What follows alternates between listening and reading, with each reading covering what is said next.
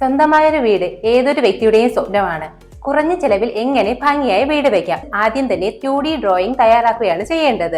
2D ഡ്രോയിങ്ങിൽ എന്തെല്ലാം കാര്യങ്ങൾ ഉൾപ്പെടുത്തണമെന്ന് വ്യക്തമായി പ്ലാൻ ചെയ്യുക. വാസ്തു, ആർക്കിടെക്ചറൽ സംബന്ധമായ കാര്യങ്ങളും പ്ലാനിങ്ങിൽ ഉൾപ്പെടുത്തുവാൻ ശ്രദ്ധിക്കുക. വീട് പണി തുടങ്ങിക്കഴിഞ്ഞാൽ പ്ലാനിങ്ങിൽ മാറ്റം വരുത്താൻ പാടില്ല. ഇങ്ങനെ മാറ്റം വരുത്തിയാൽ നമ്മൾ ഉദ്ദേശിച്ച ബഡ്ജറ്റ് വീട് പണി പൂർത്തീകരിക്കുവാൻ സാധിക്കണമെന്നില്ല. സ്പേസിംഗിൽ മാറ്റം വരുത്തുന്നത് നമ്മുടെ ലൈഫ് സ്റ്റൈലിന് അനുസരിച്ചായിരിക്കണം.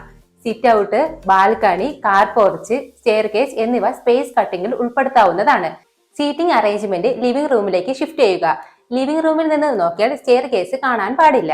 അങ്ങനെ സെറ്റ് ചെയ്താൽ സ്റ്റെയർകേസിൽ കോസ്റ്റ്ലി മെറ്റീരിയൽസ് ഉപയോഗിക്കുന്നത് കുറയ്ക്കാൻ കഴിയും. കൂടുതൽ ഇൻഫോർമേറ്റീവ് വീഡിയോസിനായി ഈ ചാനൽ സബ്സ്ക്രൈബ് ചെയ്യുക.